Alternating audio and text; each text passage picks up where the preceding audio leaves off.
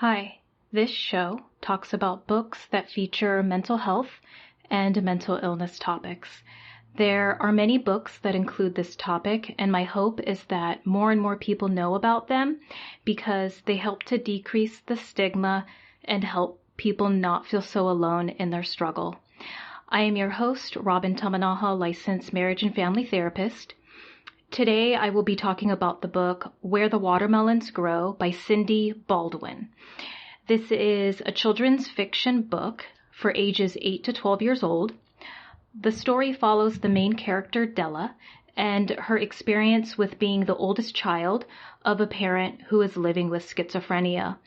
Although Della has a community who would like to be of support simply by being someone she can talk to, Della's other parent tells her not to do so, leaving Della to grapple and make sense of her mother's mental illness on her own, as well as her own feelings of self-blame.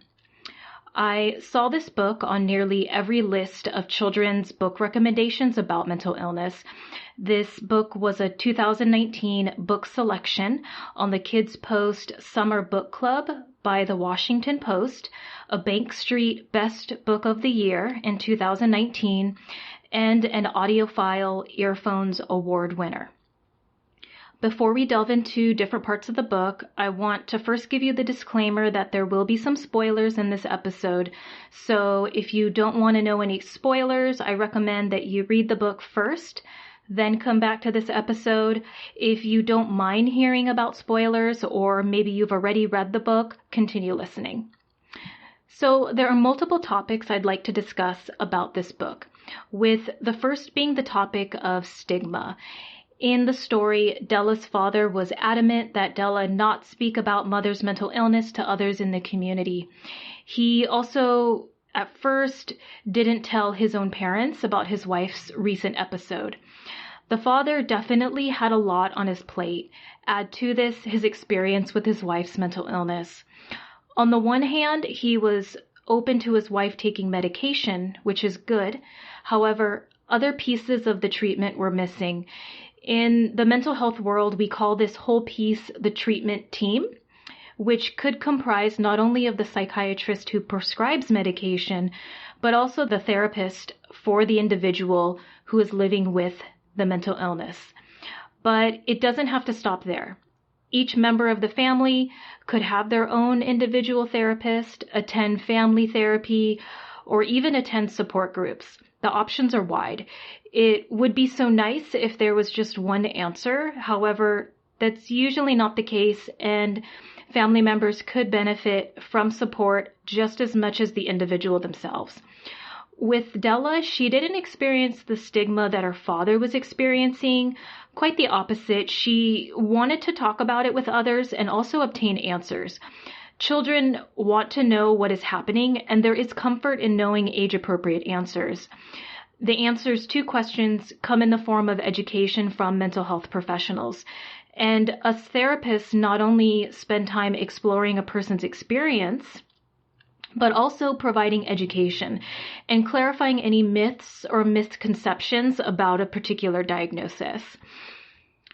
Another topic that this book touches on is the aspect of social support.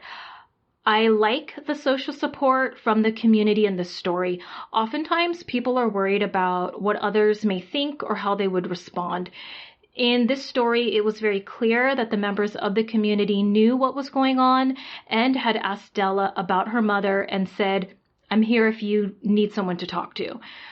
For anyone, whether it's a child or an adult, just putting that out there that you're available for someone is very meaningful and can help combat the belief that something can't or shouldn't be talked about, even if it's just one person.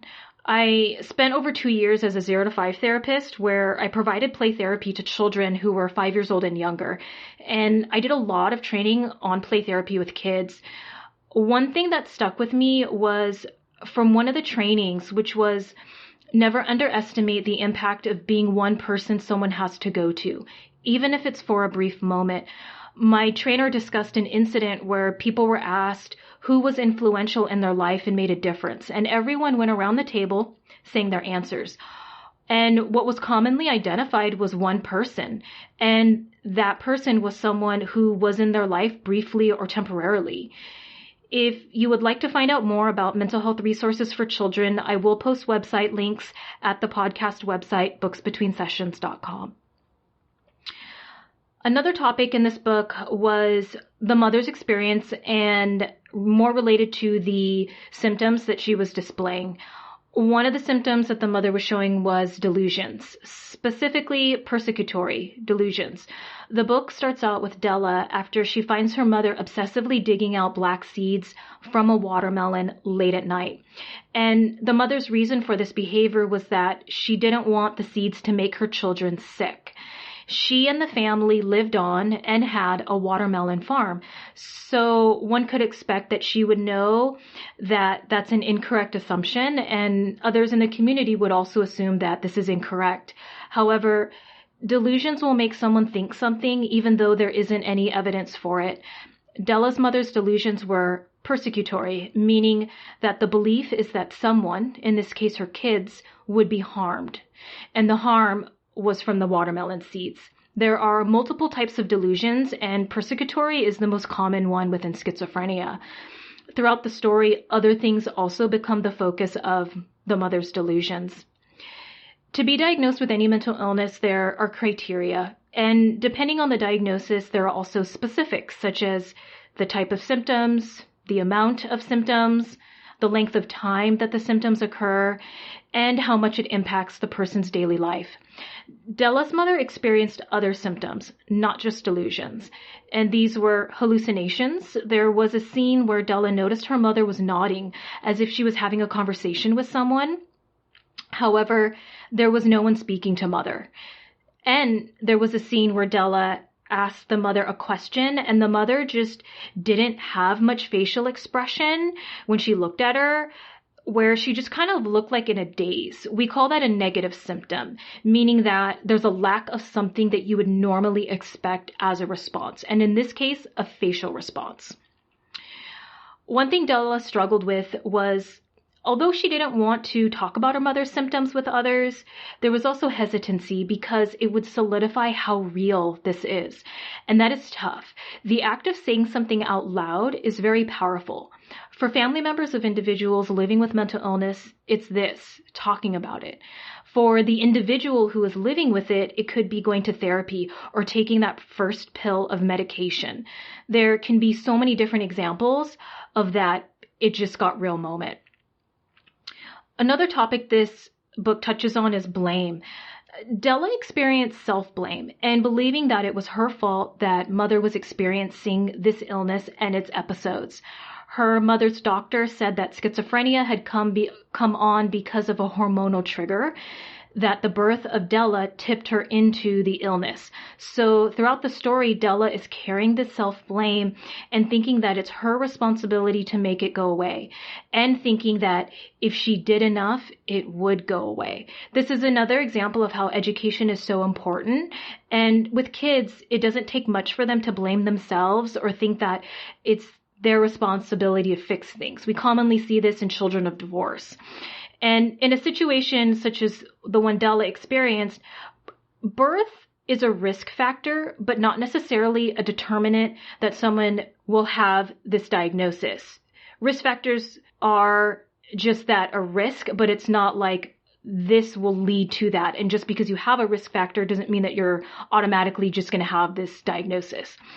The predictors of schizophrenia are actually unexplained, although there is a lot of research that has and is being done on it. So if we look at birth as a risk factor and what is called postpartum psychosis, I'll read you a definition of postpartum psychosis, which is taken from the Psychiatric Times. Postpartum psychosis is the presentation of a psychotic disorder, such as schizophrenia, and it occurs in 3.4% of women. Women who are known to have schizophrenia have a 25% risk of psychosis about 6 weeks after childbirth. Once a woman has experienced an episode of postpartum psychosis, the risk of it occurring again after additional pregnancies can exceed 50%. In the Diagnostic Statistical Manual, which is what mental health professionals use to diagnose, there is a statement that season of birth is a risk factor and has been linked to the incidence of schizophrenia. There was a review of postpartum psychosis by Drs. Sitt, Rothschild, and Weisner, and they found that among patients who developed postpartum psychosis after birth, 12% had schizophrenia, whereas the rest actually had bipolar disorder or schizoaffective. If you would like to learn more about postpartum psychosis, I will have website links listed on the podcast website, booksbetweensessions.com. So in the story, Della has a younger sibling, and the sibling is young enough to need to be taken out of the crib and to have her diapers changed. In the story, Della does put the pieces together in that her mother's episode occurred again after the birth of the younger sibling. So unfortunately, that did really add to the self-blame piece. But fortunately, in the end, she does experience a conversation with someone who provides some clarity about this. All in all, I really liked this book. I really like how it brings to light experiences from multiple perspectives and the different ways each person is responding.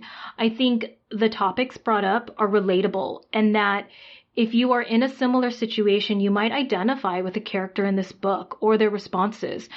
What's nice is that ultimately everyone had the same intention, which was for the mother to be safe and recover okay, to love one another, offer support to others, and to have hope for the future.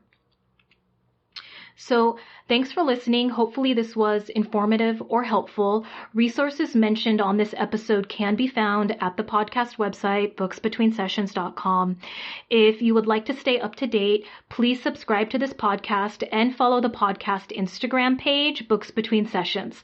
I post videos and I do lives, so be sure to follow the Instagram so you can watch them. Here and there, I will also do AMAs, which is Ask Me Anythings, and I will answer questions that you have. And if you have any book suggestions, books you would like discussed on this podcast, or if you're an author who has written a book that includes mental health or mental illness topics, please send us a message on the contact page of the podcast website, booksbetweensessions.com. Also, this podcast is not psychotherapy or counseling. If you would like to speak with a professional, you can find one local to you and contact them directly. If this is an emergency, please call your local emergency number or go to your nearest emergency department.